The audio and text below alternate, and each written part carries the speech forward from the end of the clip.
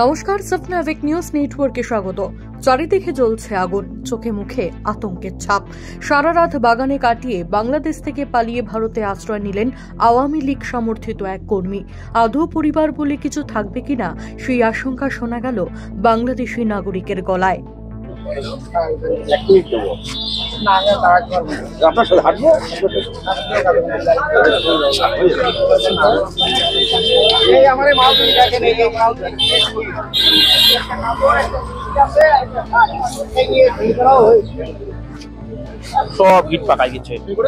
শেখ হাসিনা পদত্যাগ করতেই বাংলাদেশের আওয়ামী লীগ কর্মীদের ওপর চলছে নির্যাতন। চোখে মুখে আতঙ্ক নিয়ে সীমান্ত পার করে এমনই জানালেন বাংলাদেশের কচুয়া বাগেরহাটের বাসিন্দা বিশ্বজিৎ সাহা। তিনি জানান, দীর্ঘদিন ধরে আওয়ামী লীগের পার্টির সাথে যুক্ত ছিলেন তিনি। সেই সরকারের পতনের পর এবার আন্দোলনকারীদের রোষের মুখে পড়তে হচ্ছে সেই আওয়ামী লীগ সমর্থিত নেতাকর্মীদের।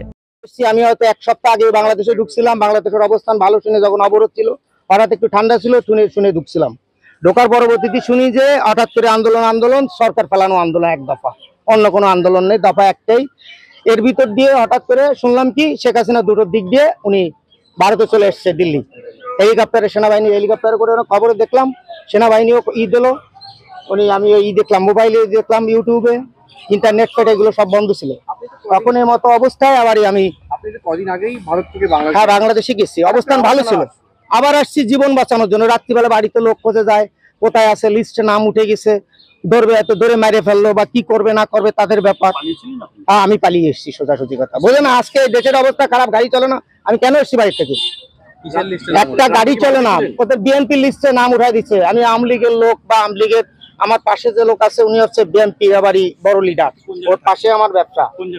আমি কচুয়ায় থাকি। রাত্রিবেলা কি বাড়িতে ছিলেন? না, রাত্রিবেলা বাড়িতে ছিলাম না। দোকানপাট পুড়িয়েছে, কিন্তু আমার দোকানটা এখনো পোড়ায়নি। ওর পাশের দোকান পোড়াতে গেলে ওরটাও ইয়ে যাবে।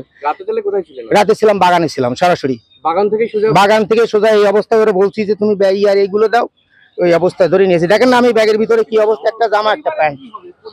এখন পরিবার আমারও তো খোঁজ করতেছে, পরিবার এখনো খোঁজ করতেছে না, দেখি কি অবস্থান কি হয়। কারণ পরিবার আমি কি করে বাঁচাবো? পরিবার তো পাসপোর্ট নাই, কিছু নাই। এখানে যাবো হচ্ছে আপনার দত্তপুকুরে যাবো, আমার এক কাকা তো বোন আছে, ওইখানে যাবো। ওইখান থেকে গোবরডাঙ্গা যাবো। আমার ভিসা আছে হচ্ছে মনে হয় আপনার 4 মাসের মতো ভিসা আছে। এর মধ্যে আবার ফিরতে হবে, ভিতরে তো আপনার 3 মাসের না কি জানো, এর ভিতরে তো ফিরতেই হয়। এই অবস্থানে আমি এখন শান্ত হলে, যেহেতু আমার ব্যবসা বাণিজ্য সবকিছু তো দেশে রয়ে গেছে, যার জন্য আমি এখানে কি করে থাকবো। অন্যদিকে গতকাল সন্ধ্যায় যশোরের একটি হোটেলে অগ্নিসংযোগের খবর ইতিমধ্যেই প্রকাশ্যে এসেছে।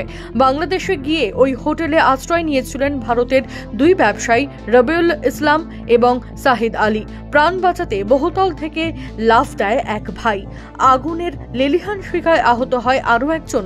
গুরুতর আহত অবস্থায় অ্যাম্বুলেন্সে করে ভারতে ফিরতে সক্ষম হলেন তারা। চোখে মুখে আতঙ্ক নিয়ে সংবাদ মাধ্যমের সামনে কি বললেন শুনবো। बिजनेस पर्पस में गया था मैं असम का हूँ। मैं टायर एक्सपोर्ट करता हूँ। मैं 2-3 दिन पहले गया था। कहाँ रुके थे आप? होटल जबर इंटरनेशनल में, जोशर में हुआ था। बोलने से उधर तो लूटपाट चल रहा है, होने वाले होटल में था वो क्या? उसमें आग लगा दिया था। उसके बाद आग लगने के बाद हम लोग उधर से निकल पड़े कूद के, और मेरा जो काजिन था उसका पेट टूट गया है। बस ऐसे ही। आपका कोई चोट लगा है क्या? हाँ, मेरा थोड़ा बहुत लगा हुआ है। अभी की टेंशन में है? हाँ, टेंशन का हालत रहेगा ना। कैसे पूरा रात गुजरा? बस वैसे ही गुजरा, और क्या करे।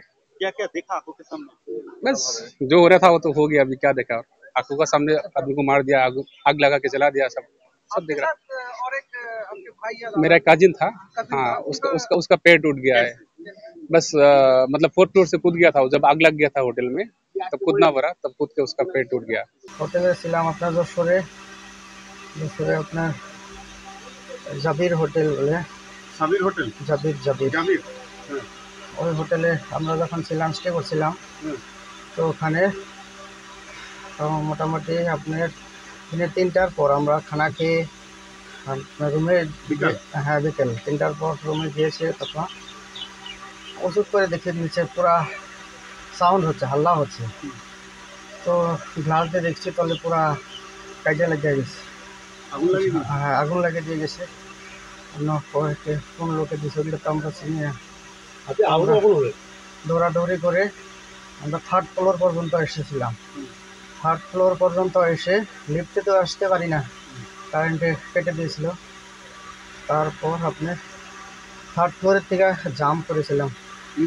নিচের সাথে একটা বিল্ডিং ছিল, ওই জাবের হোটেলের সাথে লেগে থাকা একটা হোটেল বা যে কোনো একটা বিল্ডিং ছিল ওটা। ওই বিল্ডিংয়ে জাম্প মেরে আমার দুই পা ভেঙে যায়। কারা আগুন লাগিয়ে দিয়েছিল হোটেলে? আমরা তো ওগুলো কোনো কিছু চিনি না, জানিও না, ওগুলো জানতে টাইমও হয় নাই। সবের জান নিয়ে দৌড়াদৌড়ি, কে কোথা থেকে বাসে, কে কই যায়, প্রাণ বাঁচাতেই ঝাঁপ দিয়েছিল। হ্যাঁ। শান্তনু বিশ্বাস, সাবনাভিক নিউজ, পেট্রাপোল। সমস্ত খবরের আপডেট পেতে লাইক করে সাবস্ক্রাইব করুন সাবনাভিক নিউজ। সেই সঙ্গে বেল বাটন প্রেস করতে ভুলবেন না। আপনাদের একটা সাবস্ক্রিপশন আমাদের জন্য অত্যন্ত মূল্যবান। জয় হিন্দ।